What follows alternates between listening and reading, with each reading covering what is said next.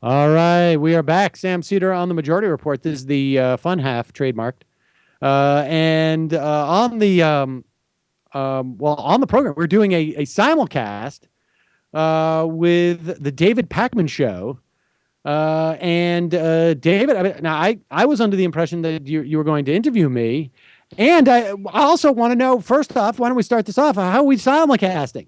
You're not live. Well, I know that it may be the type of conversation that comes up in your YouTube live chat room. I know that I hear from people who say that people in Sam's chat room are incredibly angry that we're not live. And, I understand that. I know what's going on. We took a break from our live stream to up the production value of our show, Yeah, okay. You got to get a better mic too, it sounds like. I need to get a louder mic? Well, you just sound you're getting a lot of room ambience. Wow, I've never heard this before, I have to tell you. It would make sense that you would hear it from Sam. Yeah, as the of course. First Listen, it may be because we're simultaneous. It's like a triple simulcast because producer Louis Motamedi from the David Pakman Show is joining us from Austin, Texas. Louis, are you doing any of your gaming or stuff like that might be making noise? I'm quite confident I've got no noise coming from my room or being picked up by my microphone. I have no idea what's going on. Okay, good. This is Matt Binder, co-producer of the Majority Report, and I would just like to say, Louis is coming in much clearer than David Pakman is. Definitely. Okay. Well, David's in New York City, in Manhattan. I mean, there's just lots of noise there, so that could have something to do with it. Listen, it sounds more like he's living under a bridge. Yeah. That's right. Michael Brooks, also from the Majority Report. Louis sounding strong from Austin. Okay. Well, I was hoping to kind of talk about the problems right now because alternative media is getting shafted, but it sounds like the problem is I don't have good audio, and that's like the number one problem here. Okay. Yeah. Well, I mean, that's one of them. We can put that on the heap. So what else? What else have we got today? Have you been covering the whole thing that's going on with Walmart and McDonald's and how they're all recommending that their employees donate food to each other and get food stamps, and it's completely broken down the entire big corporations are the drivers of the economy and don't need the government thing? I have been a little bit. We talked about the story about Walmart yesterday. Yeah. And it's it really is stunning that the idea that they have to have a canned food drive at Walmart. They could also walk out of the employee room where they're having those bins, and they could walk probably take a left and then a right and then walk into the massive store of canned goods that they have in every Walmart across the country. Or they could just simply pay their employees more. But yeah, I mean, I think we have seen this, to me, is a perfect time to be talking about increasing the minimum wage. And even if Walmart is paying its part-time workers $12 an hour, as they claim across the country, this will create some upward pressure on wages. But yes, obviously, this is just one more way in which the government subsidizes big corporations and puts obviously the claim that we made this, that we heard during the campaign to lie. So yeah, it's an important story. I mean, and we've covered it to a certain extent. Yeah, and then piggybacking on that, there was the McDonald's thing where they have like the McHelp line, or call it whatever you want, where their employees call up and they say, I'm having trouble making ends meet. And the official McDonald's position on that is, well, here's how you apply for food stamps and here's how you apply for Medicaid. And it's just amazing because the justification for keeping the wages low is that, hey, it's a free market, but it's not really, because those wages are subsidized by government programs. Yeah, I mean, this is this is a story that has been ongoing, and it's on some level, this is what these programs are for: is to help people who can't afford these things. I mean, if anything, it's a very good argument for things like Medicaid and for SNAP, but it also speaks to Walmart is the biggest employer in the country, and it speaks to a larger story, I think, of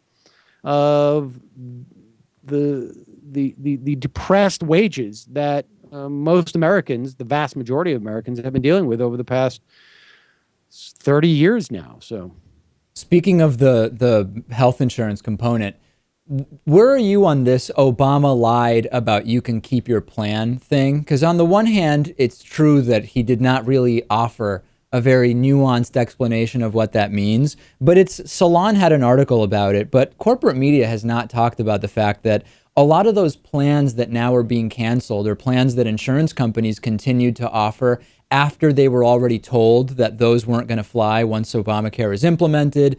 They were, people who truly had plans that were grandfathered in are not having this problem. So it's not really fair to say that it was a lie, is it? Where do you fall on this? Well, I mean, I think it's arguable as to whether or not it's a lie. It's certainly not a lie on the scale of there are no weapons of mass destruction. Let's invade and occupy this country and cause the deaths of anywhere from 200,000 to 800,000 people. It's not like that, no. No, and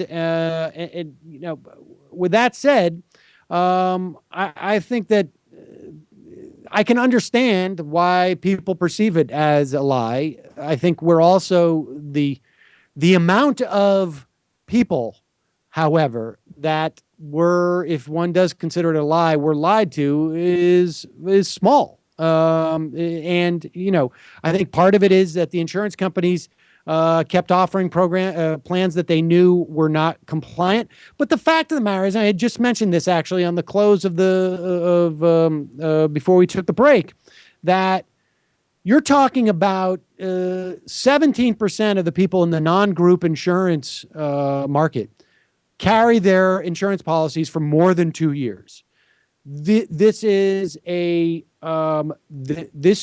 for the rest of those 73%, 83% of people, their policies are canceled all the time. Right. The difference is in this situation is that when your policy is canceled this time, you're guaranteed to be able to get a new policy, which wasn't the case a year ago.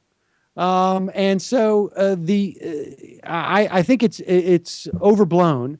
I think part of the problem is that the website is not functioning. The exchanges are not functioning on a federal level. And so people can't really see what their options are. And then part of it is, the media wants a story, and it's a slow news time. And this is a story to fill that vacuum. I think that, within 3 to 6 months, much of this is going to be largely behind us.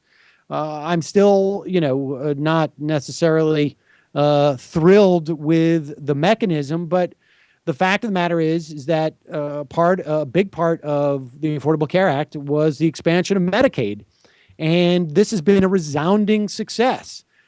In states across the country that have good exchanges, we're also seeing resounding successes.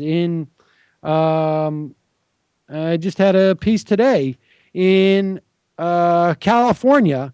They're on track to hit their enrollment targets for 2014 because of a huge increase in November. Yeah, but that's like liberal math. That's like, it's like nobody's signing up and everybody's getting their insurance canceled. That's what I'm hearing on Drudge Report.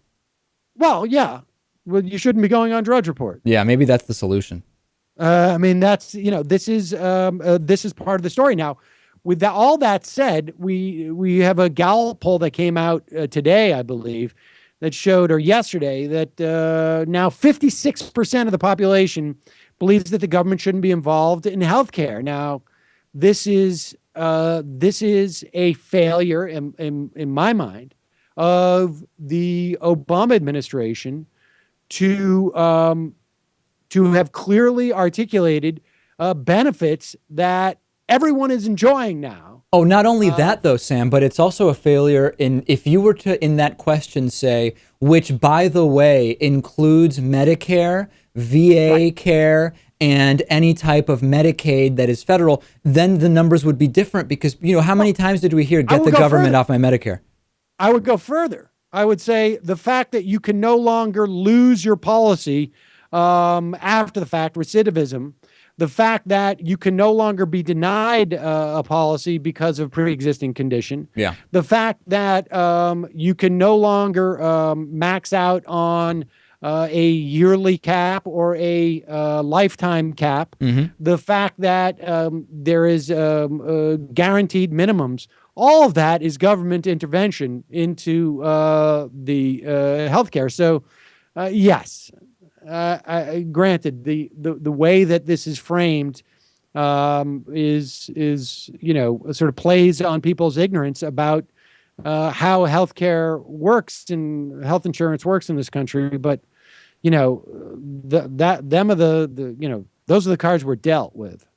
All right, we're basically out of time, Sam, but I want to get Louis just to even just maybe say a little something to you and to Michael and to Matt, because I know that you guys are just big fans of Louis. So Louis, let me let Matt you sign off. I'm not necessarily. But Don't speak for everyone, David. Louis, right. please make some kind of a statement to wrap us up. I know that people are waiting. Oh, it's just nice to hear from you guys. We should do this more often. I wish we could. The group video thing would be a big plus, but I think it's important to communicate in this fashion. We can, kind of help each other out. Maybe we reach some of your fans, you get some of our fans. It works for everybody. I love it. That would be great. I don't know. We are fans of Lewis. I don't know where there was some rumor of a feud or something, and I really have no idea where that came from. It was probably started by some haters online. Okay, guys, well, listen. We would love to stay. I think everybody is. That was a showstopper, I think, and we're gonna have to, on that note, kind of wrap up. We've been talking to Sam Seder and Michael Brooks and Matt Binder, and of course Lewis in Austin, Texas, and I, of course, with the worst mic quality today, apparently. But hey, we'll do what we can. Thanks, Sam. All right, thank you, David. Always a pleasure. Bye, Lewis. See you guys.